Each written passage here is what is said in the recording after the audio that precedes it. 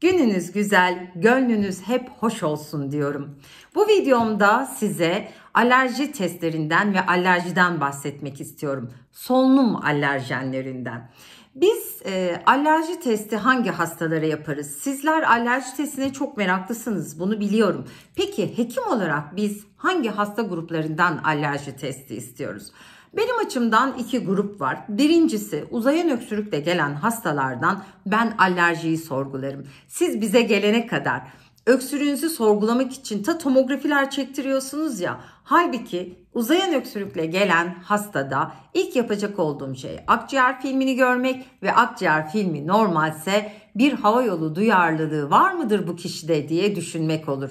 İşte bu havayolu duyarlılığını ortaya koymak için ben alerji testi isterim. Eğer alerji testiniz pozitifse o zaman tetikleyici şeyleri, süregen alerjenlerin ne olduğunu öğrenirim ve bunlarla sürekli tetikleniyor derim.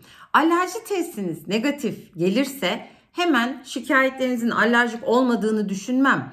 Yine eğer klinik olarak burunda akıntı, kaşıntı, tıkanıklık, hapşırık, boğazda kaşıntı, gıdıklanma varsa, boğazınıza tüy kaçmış gibi hissediyorsanız yine benim için şikayetleriniz alerjiktir. Alerji testinizin negatif olmasıyla ben alerjiyi dışlamam. Sizin bu şikayetleriniz alerjik derim. Peki bu durumda alerji testi negatif geldiği zaman ne için ben alerji testini yaptırmış oluyorum, boşu boşuna mı yaptırmış oluyorum diye düşünebilirsiniz. Hayır, böyle bir şey söz konusu değil. Bir uzayan öksürüğünüzün sebebini arıyorsam, eğer kliniğiniz yoksa, sadece öksürük varsa, alerji testiniz negatifse tamam, havayolu duyarlılığından uzaklaşabilirim.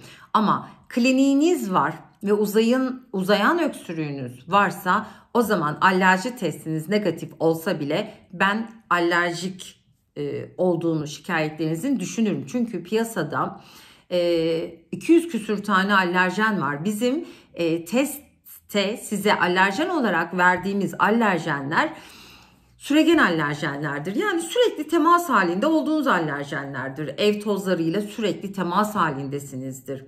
Çayır, çimen, otlarla, çiçeklerle, kedi, köpek, kuş gibi sürekli temas halinde olabileceğiniz hayvanlar vardır. Küf mantarı, hububat, arpa, buğday tozu, inek, keçi, koyun yünü gibi sürekli temas halinde olduğumuz alerjenler vardır. İşte bunlara karşı alerjiniz varsa sürekli alerjiniz tetiklenecektir ve biz belki de tedavi verdiğimiz halde yanıt alamayacağız. İşte o zaman neye karşı alerjiniz olduğunu, bu tetikleyici faktörlerin ne olduğunu bilmemiz bizim için çok önemli. Çünkü o zaman biz tedaviden yanıt alamadığımız zaman size diyeceğiz ki maruziyeti kesin. Eğer kedi köpeğe karşı alerjiniz varsa evden kedi köpeğinizi uzaklaştırın diyeceğiz.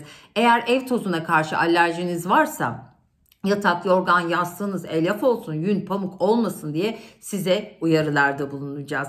Yani uzayan öksürüklerde alerji testi yaptırmak aslında gereklilik arz eder mi? Arz eder.